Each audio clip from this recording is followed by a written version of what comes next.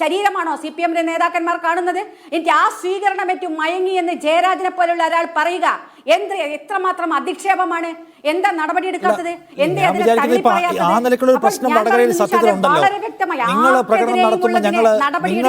നിങ്ങൾ പ്രകടനം നടത്തുമ്പോൾ നിങ്ങൾ വിളിക്കുന്ന മുദ്രാവാക്യം എന്താണ്?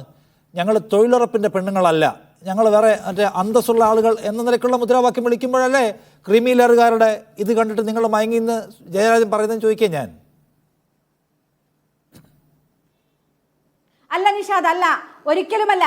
താങ്കൾ അതൊരു സന്ദർഭത്തിലെ താങ്കൾ ആ മുദ്രാവാക്യം മുഴുവൻ കേൾക്കണം. ആ മുദ്രാവാക്യത്തിന്റെ വീഡിയോ വേണമെങ്കിൽ ഞാൻ അയച്ചു തരാം, മുഴുവൻ കേൾക്കണം. അത് ഒരു സന്ദർഭത്തിൽ ഒരു വാചകം മാത്രം അടർത്തിയെടുത്താണ് ഇവർ പ്രചരണം നടത്തുന്നത്. നിർബന്ധിച്ച് കൊണ്ടുവന്നവരല്ല, തൊഴിലുറപ്പ് തൊഴിലാളികളല്ല. അതാണ് കൃത്യമായ മുദ്രാവാക്യം. സ്ത്രീകൾക്ക് മുദ്രാവാക്യം വിളിച്ച് ശീലമില്ല നിഷാദേ. ഈ ചെമ്പട മുദ്രാവാക്യം വിളിക്കുന്നല്ല ഇവിടുത്തെ സാധാരണ നാട്ടിൻപുറത്തെ സ്ത്രീകൾ. അവർക്ക് ഈ പ്രാസമൊപ്പിച്ച് വിളിക്കാൻ അറിയില്ല. നിർബന്ധിച്ച് കൊണ്ടുവന്നവരല്ല എന്ന്, തൊഴിലുറപ്പ് തൊഴിലാളികളെ നിർബന്ധിച്ച് കൊണ്ടുവന്നവരല്ല എന്നാണ് അവരുദ്ദേശിച്ചതും അതാണ് വിളിച്ചതോ. പക്ഷേ അപ്പോഴും ഞങ്ങൾ പറയുന്നു, അതിലേതെങ്കിലും തരത്തിൽ അധിക്ഷേപം ആർക്കെങ്കിലും തോന്നിയിട്ടുണ്ടെങ്കിൽ തീർച്ചയായിട്ടും അത് ശരിയായതല്ല.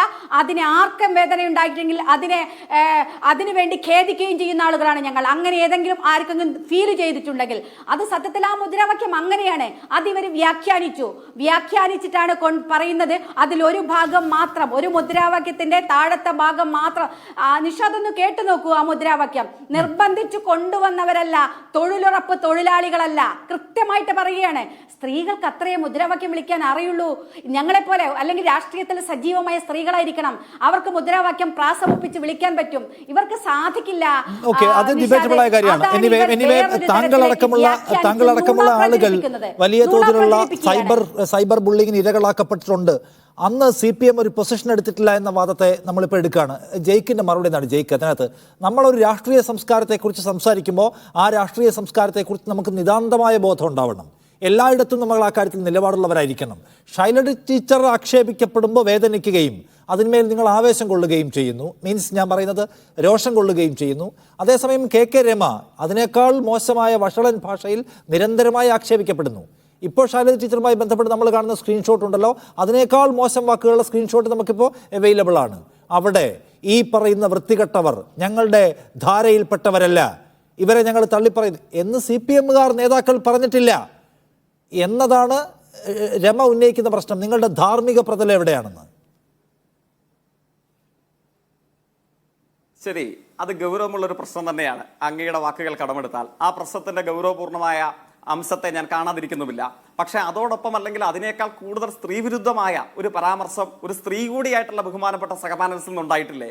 എനിക്കറിയാം ബഹുമാനപ്പെട്ട സഹപാനലിസ്റ്റായ ശ്രീമതി KK രമയുടെ നാടും ആ പ്രദേശവും ആ പരിസരവും ഒക്കെ. അങ്ങ് സ്വന്തം പ്രദേശത്തിന്റെ അല്പമെങ്കിലും ചരിത്രം അറിയായിരുന്നെങ്കിൽ അങ്ങ് പറയുമായിരുന്നു സ്ത്രീകൾക്ക് മുദ്രാവാക്യം വിളിച്ച് ശീലമുള്ളവരല്ലായിരുന്നു. അങ്ങ് ചത്താലും ചെത്തും കൂത്താളി എന്ന് പറയുന്ന സമരപ്രദേശം ഉൾക്കൊള്ളുന്ന ജില്ലയിൽ നിന്ന് വരുന്നതല്ലേ? അങ്ങ് തോൽവിറക സമരത്തിന്റെ ഉശിരാർന്ന മുദ്രാവാക്യമുള്ള ചരിത്രമിറങ്ങുന്ന മണ്ണിൽ നിന്ന് വരുന്നതല്ലേ? ആരാ തോൽവിറക സമരത്തിൽ മുദ്രാവാക്യം വിളിച്ചത്?